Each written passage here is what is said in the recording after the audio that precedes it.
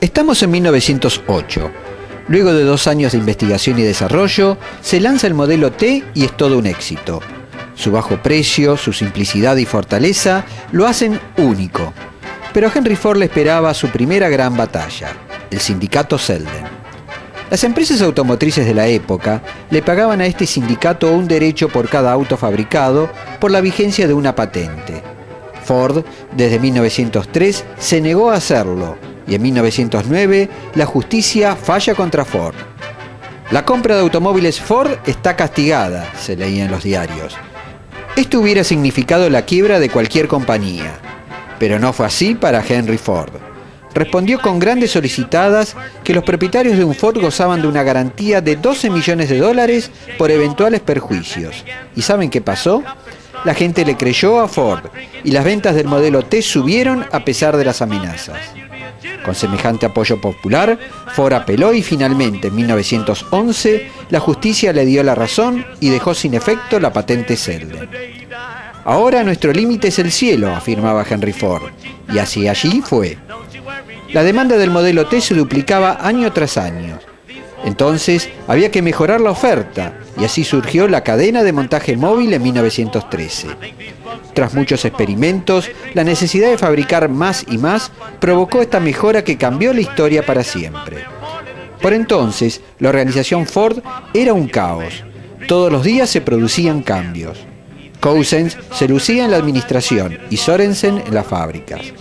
Luego sucedió otra genialidad de Henry Ford, al decidir mejorar la paga de los trabajadores, duplicándolos, en el conocido Día de los $5 a comienzos de 1914. Fue tal el impacto de esta medida que la figura de Henry Ford se catapultó y esto produjo un quiebre en la vida de este hombre.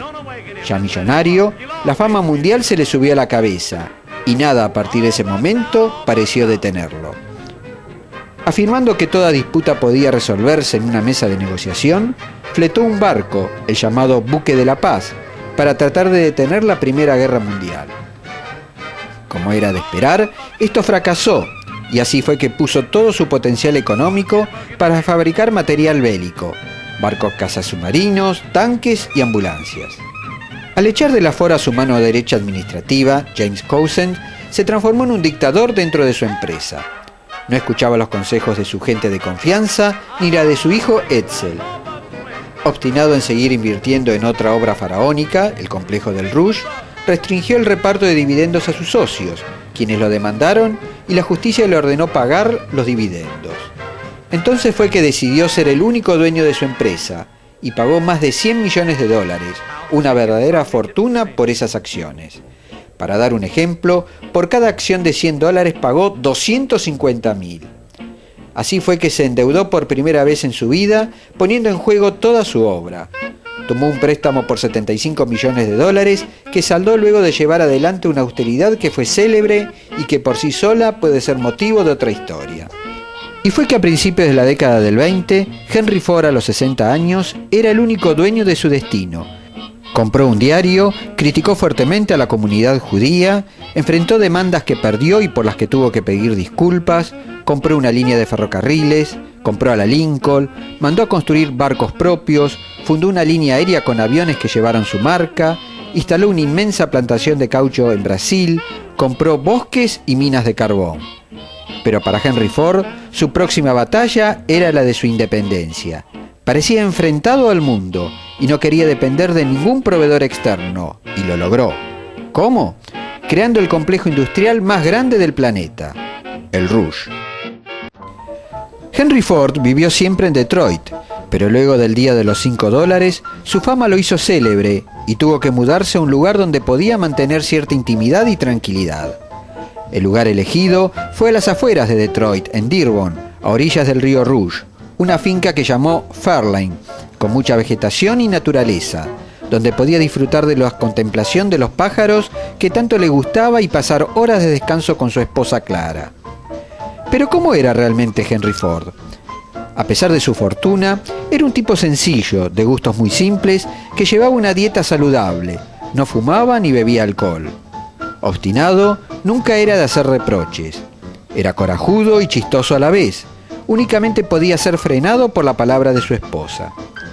Henry Ford tuvo una instrucción muy simple, propia de una familia de granjeros, por lo que no le gustaba leer ni escribir, y era muy malo para los discursos. Con muy pocos amigos, salvo por la debilidad de sus nietos, no era familiero, más bien trataba de evitar tanto a sus hermanos como a los parientes de su esposa. Cuando alguien llegaba, se recluía en su laboratorio y allí pasaba horas. Su amistad con Edison, si bien era sincera, la explotaba para hacerse publicidad gratis. Si bien a mediados de los 20 la fortuna de Henry Ford lo hacía en el hombre más rico del planeta, su relación con su hijo Edsel no era la ideal, todo lo contrario, y como veremos, fue una tragedia. Henry trató por todos los medios de forjar en el carácter de su hijo su propia fortaleza, desconociendo o no tratando de reconocer que su hijo era diferente, con otras virtudes. Las cosas de la vida. Edsel era tan diferente a su padre como su padre fue de su abuelo. Así fue que la distancia entre padre e hijo cada año se hizo mayor. El hijo llevaba una vida mundana muy diferente a la de su padre.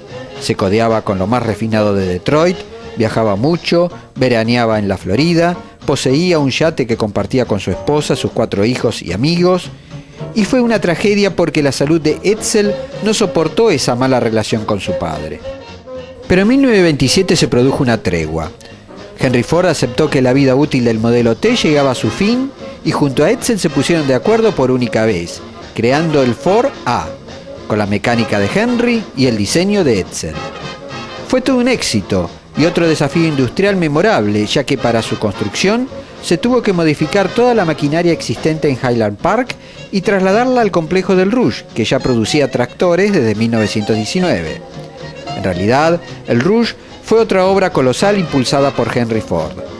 Sobre una superficie de 150 manzanas, construyó una ciudad industrial con casi 100 edificios y 200 kilómetros de vías férreas, en las que llegaron a trabajar 100.000 personas.